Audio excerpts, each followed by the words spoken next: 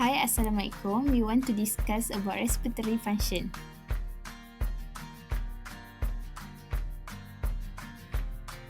Physiological adaptation of the respiratory system vary during exercise and physical activity, particularly in athletes experiencing exercise-induced asthma, respiratory muscle fatigue, altitude training adaptation.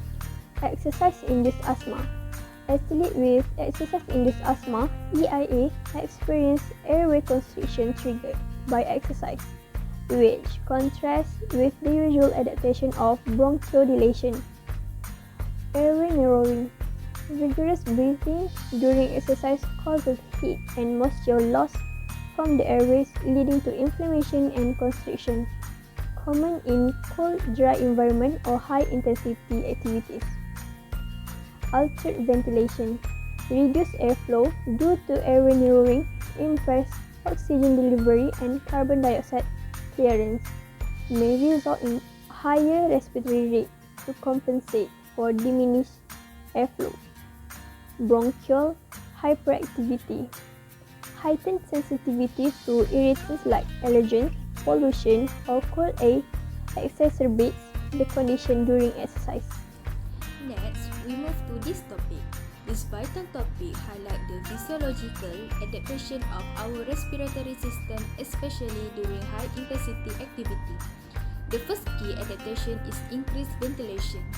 Minute ventilation, which refers to the volume of air breaths per minute, increase through higher tidal volume, the depth of breathing, and respiratory rate.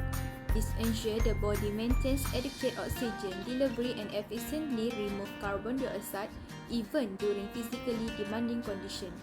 Next, we have improved oxygen uptake and utilization. Enhanced alveolar ventilation to perfusion matching facilitates efficient gas exchange, and increased diffusion capacity allow for more oxygen to cross from the alveoli into the bloodstream, optimizing energy production during exercise. Moving on, recruitment of respiratory muscle plays a crucial role. Accessory muscle, such as the sternocleidomastoid and scalenus, assist the diaphragm during high-intensity exertion. With regular training, respiratory muscle adapt, gaining strength and endurance, which reduce the risk of fatigue. Another significant adaptation is lower respiratory resistance. Airway dilate in response to sympathetic nervous system activation. This reduces resistance, ensuring smoother airflow and better oxygen delivery to the body. Finally, efficient acid-base regulation is critical in maintaining balance. Enhanced buffering capacity of the blood minimizes the effect of lactic acid buildup. This helps maintain optimal pH level, ensuring sustained performance during prolonged exercise. These adaptations work together to optimize respiratory function, ensuring resilience against fatigue even under demanding physical conditions. With proper training, the respiratory system becomes stronger and more efficient, contributing to overall performance and endurance. We will explore the effect of respiratory muscle fatigue in athletes. Understanding this effect is vital to improving performance and managing fatigue effectively during high-intensity activity. One major effect is reduced ventilatory efficiency. Fatigue reduces the ability of the diaphragm and intercostal muscle to generate adequate force. This leads to a smaller tidal volume and less effective ventilation, impacting overall respiratory function. Another challenge is increased breathing effort. Fatigue muscles demand more oxygen for their functioning. This is result in an increased perception of breathlessness, known as dyspnea, which can limit performance. Next is the redistribution of blood flow. The respiratory muscle metabolizes flex redirect blood from limb muscle to fatigue respiratory muscle. This reduces oxygen availability for the working muscle, affecting endurance and efficiency. Impaired oxygen and carbon dioxide exchange is another significant effect. Suboptimal ventilation can cause hypoxemia, low oxygen level in the blood, or hypercapnia, elevated carbon dioxide level. This is particularly evident during high-intensity exercise, where efficient gas exchange is critical. Lastly, there is the issue of ventilation perfusion mismatch. Fatigue reduces control of ventilation, disrupting the balance between air and blood flow in the lung. This compromise in gas exchange negatively impacts oxygen delivery to tissue. Respiratory muscle fatigue poses multiple challenges for athletes, from reduced efficiency and increased effort to impair gas exchange and blood flow redistribution. By understanding this effect, athletes and trainers can develop strategies to mitigate the impacts and enhance the performance. Next, we have altitude training adaptation. For high altitude training is practiced for training at a high elevation. In sport, high altitude means at least 7,000 to 8,000 feet above the sea level. At this elevation, there is less oxygen level in the air. The workout might be difficult and the person can get tired more quickly. First, in order to survive, we need to adapt with the surrounding. Our body will increase mitochondrial density. For normal oxygen environment, it is naturally increased skeletal muscle mitochondrial, but the altitude training, it is different situation because it is must be increased so that the energy will be produced to increase oxygen carried in the body. As we know, mitochondria is the provider for the sources of ATP, and we call it some energy to help the process be well. The low oxygen environment will causes the new creation of mitochondria that we call it as mitochondrial biogenesis. Then, this also will increase our red blood cell count.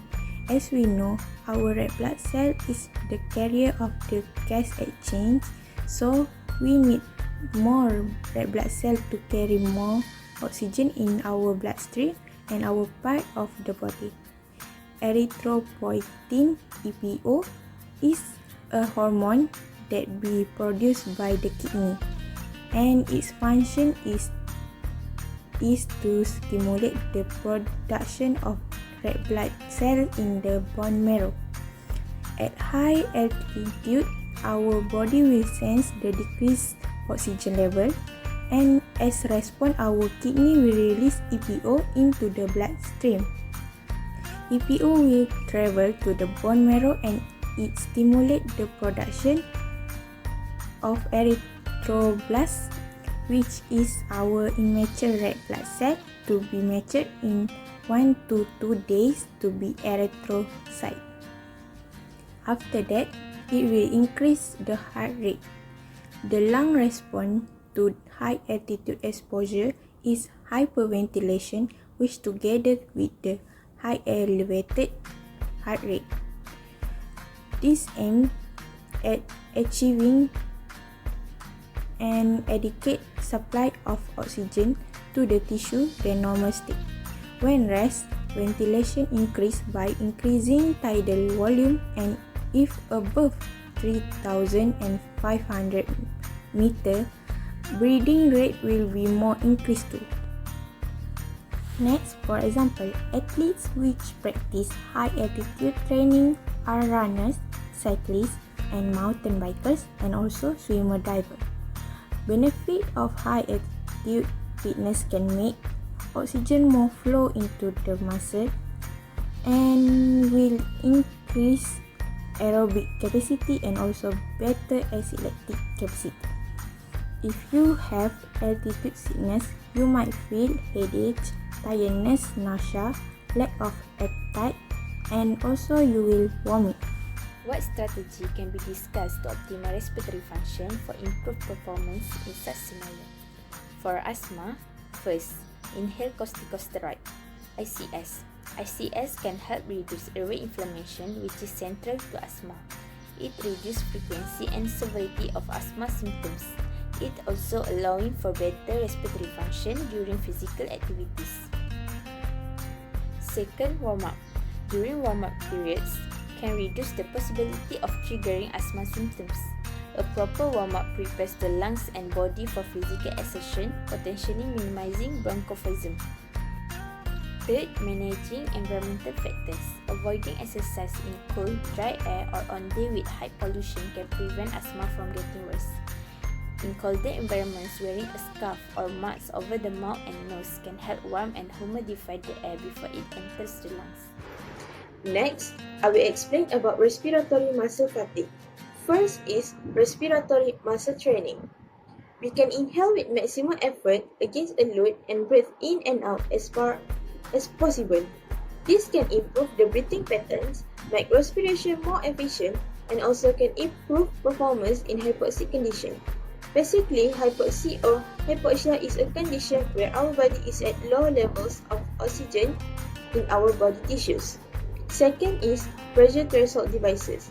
These devices is a big difference from respiratory muscle training because it is a uses of spring-loaded valve to provide consistent resistance to the muscle used for breathing. Third is avoid certain drugs such as cocaine, which can leading to difficulty to breathing, and also tobacco, which can lead to lung cancer.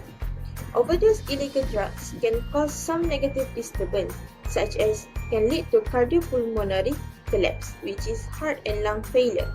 Other than that is aspiration, which is vomiting in an unconscious state that lead to choking, airway blockage, and also aspiration pneumonia.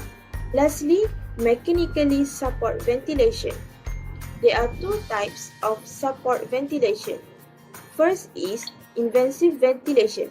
Tracheostomy is where a tube is placed direct into trachea of a patient for a week of month if needed. Second is non-invasive ventilation.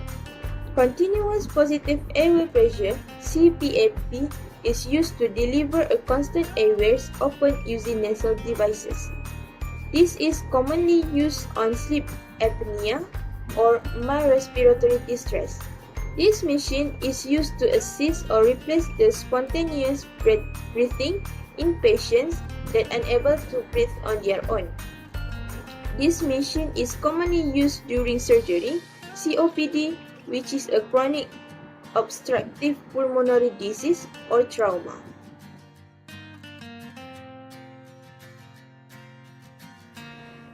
Okay, for the last part is altitude training adaptation. Optimizing respiratory function is essential for improving performance during altitude training, as the body must adapt to lower oxygen level at higher elevation. Here are some key strategies to optimize respiratory function for altitude adaptation. Number 1. Breathing exercise. Breathing exercise is focused on technique like deep belly breathing, nasal breathing, and slow acceleration to adjust lung capacity and oxygen intake, and it making breathing more efficient and effective during physical exertion. And number 2. Altitude acclimatization. Altitude acclimatization is the process of gradually spending time at higher altitude to allow the body to adjust to reduce oxygen level, increasing red blood cell production, and improving the body ability to use oxygen efficiently over time. And number 3, interval training.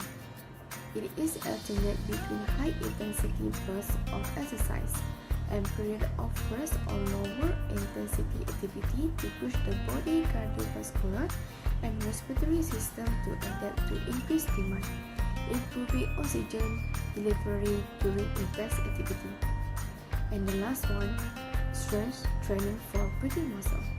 Strength training for breathing muscle target the respiratory muscle like the diaphragm to increase their strength and efficiency, reducing fatigue and improving the effectiveness of breathing during exercise, especially in low oxygen environment.